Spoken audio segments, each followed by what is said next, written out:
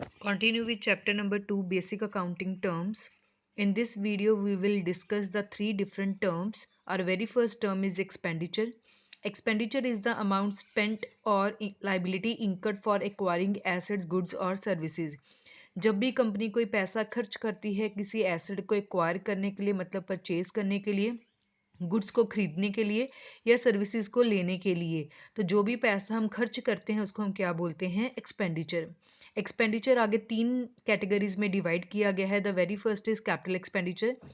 It is an expenditure incurred to acquire assets or improving the existing assets which will increase the earning capacity of the business.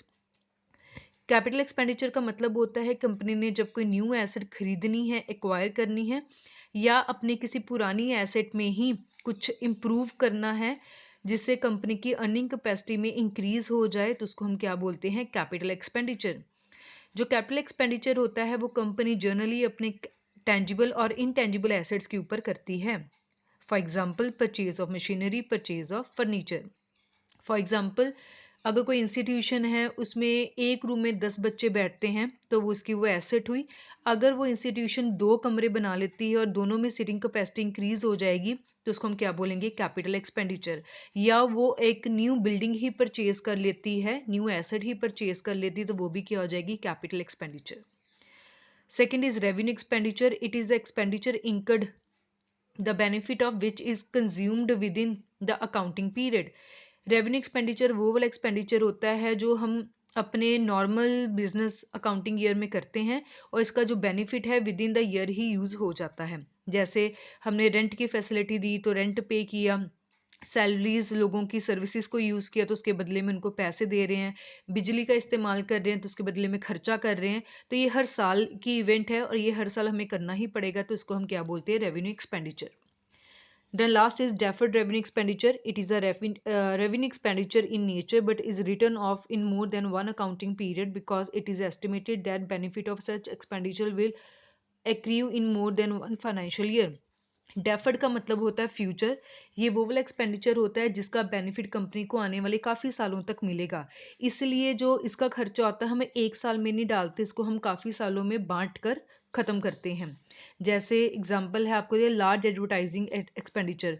Company ने ads के ऊपर पैसा invest किया है, ads का तो benefit company को काफ़ी साल तक मिलेगा, तो इसका जो खर्चा है वो भी हम काफ़ी सालों तक डिवाइड करके रखें. सो डेफिड का मतलब होता है आज हमने कोई खर्चा किया बट इसका बेनिफिट हमें आने वाले काफ़ी सालों तक मिलेगा, इसलिए जो है इसका जो खर्चा है वो हम काफ़ी सालों में बांट लेते हैं, like advertising expenditure as discussed earlier.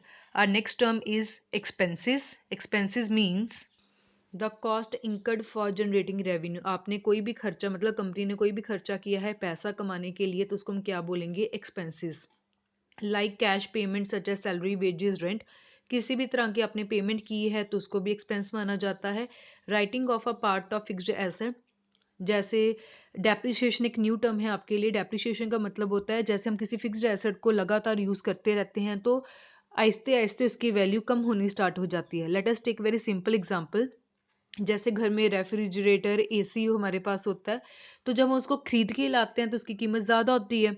फिर हमने उसको काफ़ी सालों तक यूज़ किया, 5-6 साल तक यूज़ किया, फिर आहिस्ते आहिस्ते टाइम के साथ उसकी वैल्यू में डिक्रीज आना स्टार्ट हो जाता है. इसको हम क्या बोलते हैं? डेप्रिसिएशन. एक्सपेंसेस को हम दो कैटेगरीज में डिवाइड करते हैं, prepaid expense and outstanding expense. Prepaid expense means it is an expense that has been paid in advance and the benefit of which will be available in the following year or years. For example, insurance premium paid in advance. Prepaid expenses का मतलब होता है कि जब हम अपने खर्चे time से पहले ही पे कर देते हैं उसका बेनिफिट हमें नेक्स्ट ईयर मिलेगा बट खर्चा हमने आज ही कर दिया है. For example insurance premium next year का आपने इसी साल पे कर दिया तो उसको हम क्या बोलेंगे? Prepaid expenses. Then it is outstanding expenses. It is an expense that has been incurred but not been paid. कोई खर्चा है आपने कर मतलब कि आपने वो सर्विसेज ले ली हैं बट उसके बदले में आपने पैसे नहीं दिए. जैसे हम सिंपल एग्जांपल लेते हैं कि कंपनी अपने अकाउंट्स बनाती है और अकाउंट्स बाद में हमें चेक करवाने पड़ते हैं टू द सीए और सीएस. तो वो सीए और सीएस हमारी कंपनी में आए, हमारे अकाउंट चेक कर गए हैं, अब उन्होंने हमें अपनी सर्विसेज दी है तो उसके बदले में हम उसको ऑडिट फीस देंगे. तो 60,000 उनकी ऑडिट फीस है, अभी तक हमने दी नहीं है बट हमारी बन गई है क्योंकि हमने उनसे सर्विसेज ले ली है. जो खर्चे आपके बन जाते हैं बट आपने अभी तक पे नहीं किए, उसको हम क्या बोलते हैं? Outstanding expenses. Last term is income. Income is the profit earn during an accounting period. जो भी कंपनी एक साल के बीच में प्रॉफिट अर्न करती है उसको हम क्या बोलते हैं? Income. In other word, the difference between the revenue and expenses is termed as income. जो डिफरेंस होता है हमारे रेवेन्यू और एक्सपेंस के बीच में, उसको हम क्या बोलते हैं? इनकम। अब इसको हम एक एग्जाम्पल के साथ समझते हैं। फॉर एग्जाम्पल, कंपनी ने कोई चीज, कोई गुड्स खरीदी 15,000 की और उसको आगे रीसेल कर दिया 18,000 में। अब जब उसने 15,000 की खरीदी तो उसके लिए खर्चा बन गया। जब उसने आगे 18,000 की बेची तो 18,000 रुपया उसने कमा लिया, वो उसका रेवेन्यू बन गया। बट जो 18,000 हमने कमाया है, हम ये नहीं कह सकते हमारा पूरा प्रॉफिट हो गया, क्योंकि उसमें से आपने 15,000 खर्च भी किया है। सो 18 में से अगर हम 15 माइनस कर देंगे, जो रिमेनिंग 3,000 आपके पास बच गया, दैट इज योर इनकम। वो वाली हमारी इनकम होती है। Formula is income is equals to revenue minus expenses. Thank you.